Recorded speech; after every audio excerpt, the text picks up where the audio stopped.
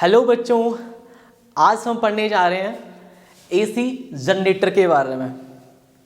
बहुत ही महत्वपूर्ण topic class 12th का, और ये मैंने उठाया चैप्टर 8 से।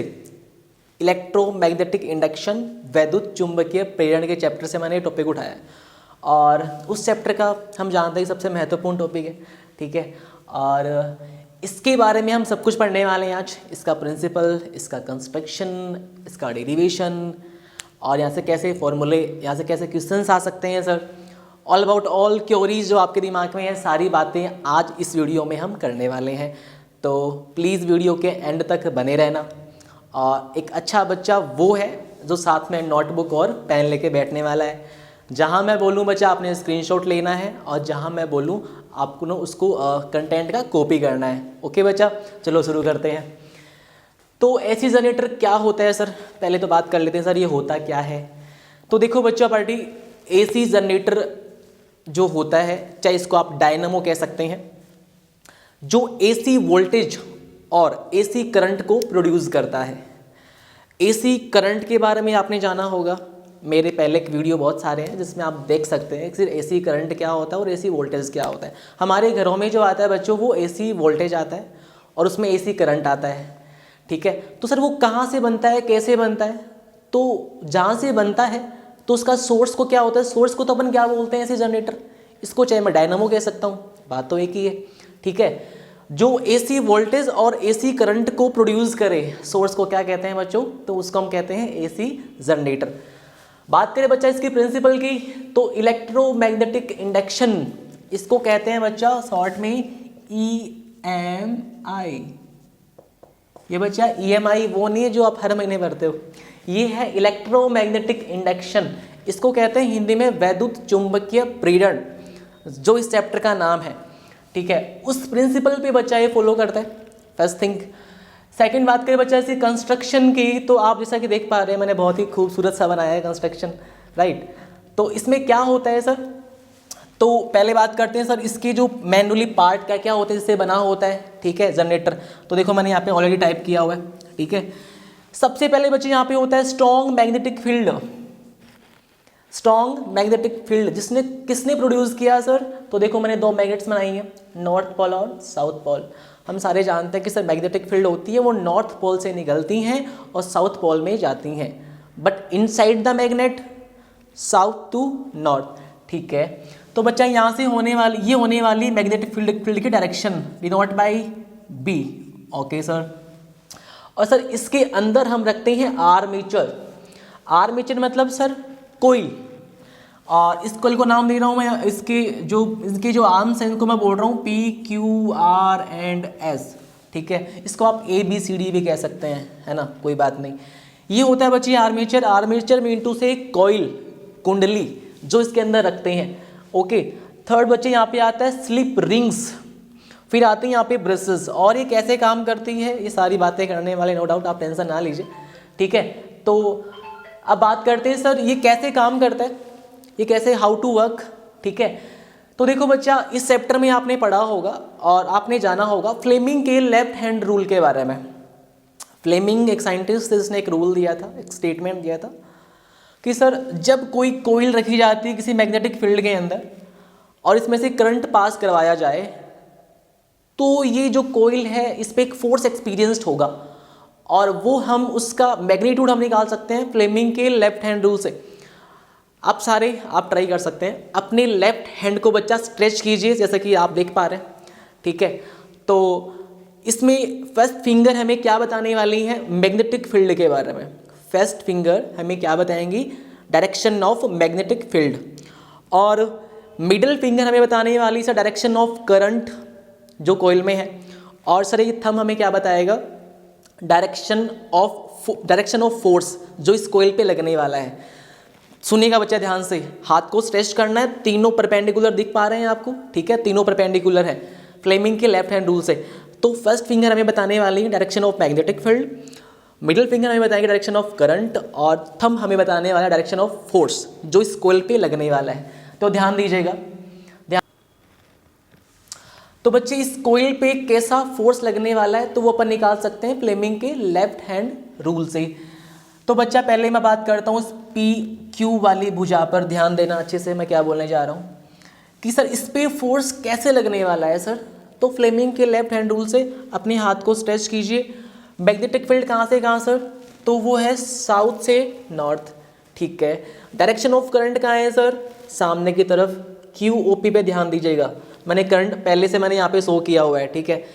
तो मान लीजिए कि इसमें करंट सर इस क्यू से पी की तरफ आ रहा है, तो सामने की तरफ आ रहा है, राइट। तो सर इसमें फोर्स कहाँ लगेगा, डायरेक्शन ऑफ थंब जो कहाँ पे है सर, अपवर्ड्स। तो सर इस वाले आर्म्स पे डायरेक्शन कहाँ लगेगा सर, अपवर्ड्स। अब बात करते हैं इस आर और एस पर, ध्यान दीजिएगा अगेन फ्लेमिंग के लेफ्ट हैंड रूल से। डायरेक्शन ऑफ मैग्नेटिक फील्ड कहाँ है सर, नॉर्थ से साउथ में है। डायरेक्शन ऑफ करंट सामने की तरफ है, मतलब एस से आर की तरफ है। तो सर इसमें फोर्स कहाँ लगने वाला है, तो लगेगा डाउनवर्ड्स, ठीक है। तो इस प्रकार से क्या होगा सर, यहाँ पे एक कोइल रोटेट करने वाली है, घूम जाएगी, और जब कोई कोइल रोटेट करती है इनसाइड द मैग्नेटिक फील्ड तो उसमें एक ईएमएफ जनरेट होता है, प्रोड्यूस होता है, और ये हमें बताया था फैराडे के सेकंड स्टेटमेंट से, आप इसको पढ़ सकते हैं। तो सर क्या था फैराडे का second statement, Faraday second law क्या था, तो E is equal to minus d phi upon d t, ये आपने पढ़ लिया होगा, ठीक है। फैराडे का सेकंड नियम क्या था सर, कि ईएमएफ प्रोड्यूस होगा कब, जब फ्लक्स में चेंज होगा। मतलब इसमें यदि कोइल ये घूमने वाली है इनसाइड द मैग्नेटिक फील्ड, तो यहाँ पे फ्लक्स चेंज होने वाले हैं, और उस फ्लक्स के चेंज होने से इस कोइल पे एक ईएमएफ प्रोड्यूस होगा, और जो हम निकाल सकते हैं फैराडे के सेकंड लॉ से। आई होप ये आपको समझ में आया होगा। और सर एक चीज़ आपको फ्लक्स निकालना भी आता होगा, है ना, phi B denote by phi B, ये क्या होता है सर, चुंबकीय फ्लक्स का सिंबल होता है, और ये हम निकाल सकते हैं, इसका फॉर्मूला होता है sir N B A cos theta, और इसको चाहे अपन लिख सकते हैं N B dot A. Dot को हटाने पर सर कॉस थीटा आता है, सबको पता है, ठीक है। तो सर ये वैल्यू यहाँ रखते हैं। देखो बच्चा ये ई जो है ना, इसमें कन्फ्यूज नहीं होना, काफ़ी बुक में इसको कैपिटल ई भी लिखा होता है, तो बात एक ही है, ठीक है, बात एक ही है, कन्फ्यूज नहीं होना। यदि बच्चा ये वैल्यू अपन यहाँ पे रखें तो हम इससे होने वाले, इससे प्रोड्यूस होने वाले करंट और वोल्टेज की वैल्यू निकाल सकते हैं। चलो निकालते हैं। वैल्यू यदि यहाँ रखेंगे बच्चा तो क्या होने वाली, E is equal to minus d upon d t. Phi की वैल्यू कहाँ से रखेंगे सर, यहाँ से एन बी ए कॉस, ध्यान दीजिएगा यहाँ पे सर थीटा क्या होता है, तो देख लीजिए यहाँ पे देखो बच्चे, ये यदि यहाँ पे ये कोइल रोटेशन करेगी तो इसको मैंने यहाँ पे ओमेगा लिखा हुआ है सर। ओमेगा क्या होता है यहाँ पे, एंगुलर वेलोसिटी, क्या होता है ओमेगा, यहाँ पे क्या होता है, एंगुलर वेलोसिटी। इसका फॉर्मूला क्या होता है सर, तो हम निकाल सकते हैं थीटा अपॉन टी से। तो थीटा यहाँ से क्या हो जाएगा सर, ओमेगा इंटू टी। तो ध्यान दीजिएगा, तो मैं कॉस के साथ में यहाँ पे क्या लिखने वाला हूँ, ओमेगा इंटू टी। चलो करते हैं डिफरेंशिएट। जो कांस्टेंट होता है सर वो इस तरफ आ जाएगा, बाकी इस तरफ रहने वाला है, ओके। तो एन बी ए अपॉन ये बाहर आ गया, और डी अपॉन डी टी, अंदर बचेगा सर क्या, कॉस ओमेगा टी। डिफरेंशिएट क्या होता है सर, कोस का, कोस ओमेगा टी का। तो ध्यान दीजिएगा एन बी ए डिफरेंशिएट होता है सर इसका माइनस का साइन ओमेगा टी, और ओमेगा यहाँ से बाहर आ जाएगा, राइट। तो E is equal to minus minus हो जाएंगे प्लस, और लास्ट वैल्यू हो जाएगी यहाँ से एन बी ए साइन ओमेगा टी। ये हो गया बच्चे, ईएमएफ यहाँ से निकल के आ गया है। तो सर यहाँ पे एक चीज़ मैं आपसे पूछता हूँ कि सर यहाँ पे वोल्टेज जो है वो मैक्सिमम भी होता है और यहाँ पे करंट ही मैक्सिमम होता है। तो सर किस किस कंडीशन में वोल्टेज मैक्सिमम होगा और किस कंडीशन में करंट जो है वो मैक्सिमम होने वाला है। तो ध्यान दीजिएगा एन बी ए ये तीनों कांस्टेंट है, और सर ई मैक्सिमम कब होगा, और जब साइन मैक्सिमम होगा, और साइन मैक्सिमम कब होता है, जब साइन 1 हो। तो मैं यहाँ पे क्या करने जा रहा हूँ, इन तभी तीनों कांस्टेंट को मैं यहाँ पे लिख रहा हूँ बच्चा ई नॉट, मतलब मैक्सिमम वोल्टेज एन बी ए। तो सर फॉर्मूला यहाँ पे क्या बन गया, तो बच्चे यहाँ पे बनने वाला है फॉर्मूला, यहाँ पे जरा ध्यान देना, E is equal to E naught sine omega t. ये आ गया बच्चा हमारे सामने एसी वोल्टेज का फॉर्मूला। ये आपके बार बार में काम आने वाला है और आगे तक काम आने वाला है, ठीक है। E equal to E naught sine omega T. तो सर क्या अपन यहाँ से करंट भी निकाल सकते हैं? बिल्कुल निकाल सकते हैं। अपन निकाल सकते हैं ओम्स लॉ से, V equal to I R. हम सारे जानते हैं V equal to I R. तो सर यहाँ से I क्या हो जाएगा? V upon R. और बच्चा ये V वोल्टेज और ये भी वोल्टेज तो बात एक ही है, तो यहाँ पे निकालूँ यदि मैं I equal to V upon R, तो V की वैल्यू ये देखूँ यहाँ पे, मैं यहाँ पे यदि E naught sine omega T upon R, तो ध्यान दीजिएगा बच्चा I equal to E naught R sine omega T. तो सर यहाँ पे करंट भी क्या मैक्सिमम होगा? बिल्कुल होगा। और करंट मैक्सिमम वैल्यू कब होगी बच्चा? जब ई नॉट मैक्सिमम होगा। और ई नॉट अपॉन आर को मैं क्या लिख सकता हूँ यहाँ पे? करंट जो क्या होने वाला है? मैक्सिमम। तो I equal to I naught sine omega t. ये फॉर्मूला आ गया बच्चा यहाँ पे एसी करंट का। और सर यहाँ पे आई नोट क्या होता है? तो ये यहाँ पे होता है ई नोट अपॉन आर, जैसा कि आप देख पा रहे हैं। तो ये दो फॉर्मूले हमारे सामने आ गए बच्चा। एक तो आ गया एसी करंट के लिए और एक आ गया एसी वोल्टेज के लिए। E equal to E naught, चाहे यहाँ पे आप V पुट कर सकते हो, बात तो एक ही, ठीक है। और यहाँ पे ई नोट और आई नोट क्या होता है सर? मैक्सिमम वोल्टेज और मैक्सिमम करंट। सुनना ध्यान से।